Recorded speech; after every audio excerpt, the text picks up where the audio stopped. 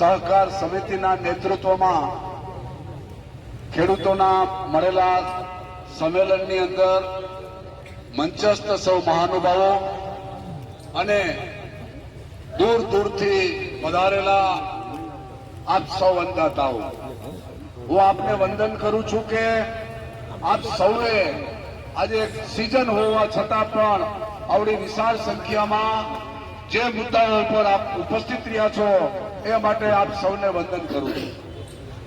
મારે વાત બહુ આક્રમક ટોનમાં વાત નથી કરવી. મારે વાત કરવી છે એક ખેડૂતોની નીતિઓની વાત કરવી છે. જ્યાં સુધી ખેડૂતો અંગેની વૈકલ્પિક નીતિઓ ના બને ત્યાં સુધી આપણે ગમે તેટલી માગણીઓ કરશું પણ માગણીઓની અંગે સરકાર હંમેશા આપણને અન્યાય કરવાની છે. આ વૈકલ્પિક નીતિઓ અંગે દેશના દિલ્હીની અંદર ચાલેલા સંયુક્ત કિસાન મોરચાના આંદોલનમાં માંગ કરી હતી કે ખેડૂતોને સ્વામિનાથન સમિતિની ભલામણ મુજબ ટેકાના ભાવનો ગેરંટી કાયદો બનાવો, ખેડૂતોના દેવા નાબૂદ કરો, કારણ કે તમારી નીતિઓના પરિણામે આ ખેડૂતો દેવાદાર બન્યા છે. અને પાક વીમા યોજના છે ચાલુ કરો અને પાક વીમા યોજના સરકાર હસ્તક ચાલુ કરો. આજે આપણે માગવા એટલા માટે જવું પડે છે કે ખેડૂતો જે છે એ ખેડૂતોના પાક નિષ્ફળ થાય છે. એ નિષ્ફળ થયેલા પાકને જો પાક વીમો હોય તો આપણે હક માંગવા જવું પડે, આ ભીખ માંગવા ના જવું પડે. અને પાક વીમો એ આપણો મુખ્ય આધાર છે. આ પાક વીમાની વાત છે.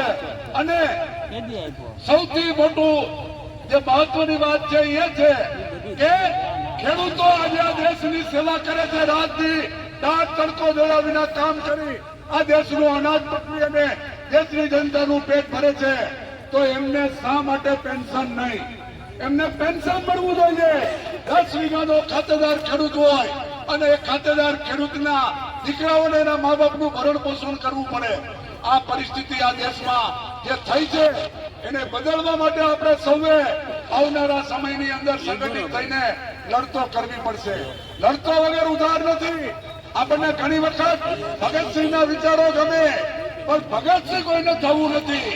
ભગતસિંહ જ્યાં સુધી વિચાર આધારિત આપણે થશું નહીં, આપણે લડશું નહીં, આપણે મેદાનમાં આવશું નહીં, આપણે એક થશું નહીં, ત્યાં સુધી ખેડૂતોની બદહાલી એમને રહેવાની છે.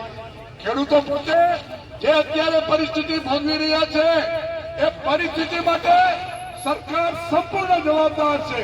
અને સરકાર જવાબદાર હોય ત્યારે ખેડૂતોની આ વ્યાજની માંગને